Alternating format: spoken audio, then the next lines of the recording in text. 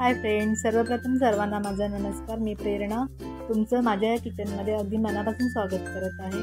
तर मी आज तुम्हाला साधा आणि सिंपल पनीर चीज डोसा बनवून दाखवणार आहे। तर तुम्ही कसा बनवते ते मी आज तुम्हाला दाखवते। त्याच्यासाठी मी इथे हा मोठा जो डोशाचा तवा असतो स्पेशली तो तवा घेतला आहे आणि त्याला खूप छान असं मस्तपैकी तेल लावून घेतलं आहे। आणि हा जो तवा आहे तो अगदी थोडासाच गरम करून घेतला आहे मी। आणि त्याच्यावर आता हे डोशाचं जे बॅटर असतं ना ते घेतलं आहे मी। हे जवळजवळ मी 3 चमचे घेतला आहे, कारण तवा पण माझा खूप मोठा आहे। हे बॅटर असं 3 चमचे घेऊन पूर्णपणे असं त्याच चमच्याने असं गोल गोल फिरवायचं आणि छान असं पातळ पसरवून घ्यायचं हे पीठ।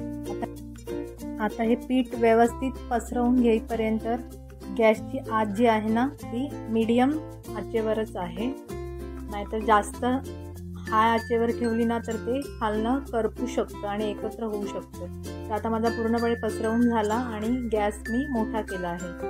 तर आता मी त्याच्यावर 1 चमचा बटर घालून घेतलंय आणि ते पण असं छान व्यवस्थित पूर्ण डोशाला असं लावून घेते आहे मी।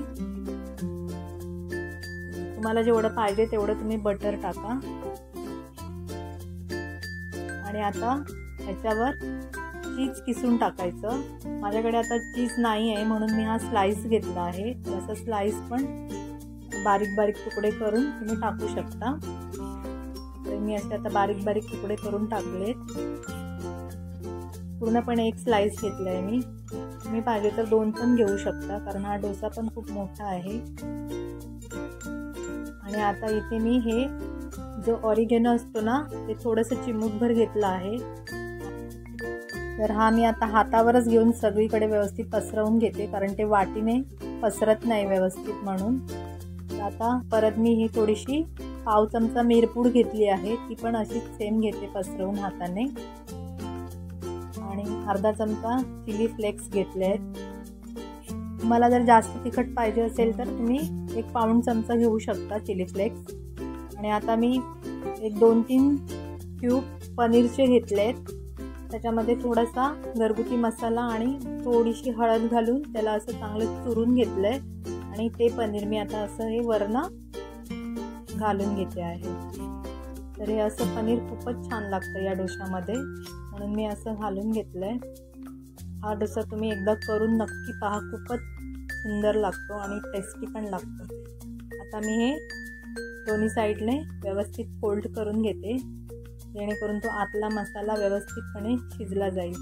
तर हे असं एका साईडने मी छान भाजून घेतलंय। आता दुसऱ्या साईडने पलटून घेते। आता थोडासा माझा गॅस मोठा झाला आणि थोडा वेळ जास्त झाल्यामुळे थोडासा इथे हा करपला, पण काही हरकत नाही, तो करपलेला भाग पण खूपच छान लागतो। बघा दोन्ही साईडने मी व्यवस्थित क्रिस्पी करून घेतला आहे। हा झटपट होणारा डोसा आहे, जास्त वेळ लागत नाही। बघा आता इथे बनवून तयार आहे। तर मी हा टोमॅटोचं जे केचप आहे त्याच्यासोबत खाणार आहे। ह्याच्यासोबत तुम्ही इडलीची चटणी वगैरे असते ना ती पण खाऊ शकता, पण मी ती काय बनवली नाही, मी टोमॅटो केचप सोबतच खाणार आहे।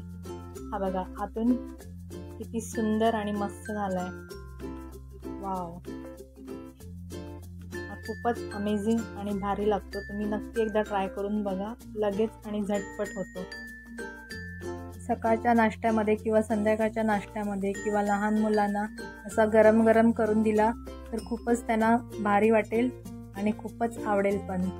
तर आमच्या घरात असं हे नेहमीच बनतं, त्यामुळे तुम्ही ही रेसिपी नक्की एकदा ट्राय करून बघा, खूपच भारी लागते।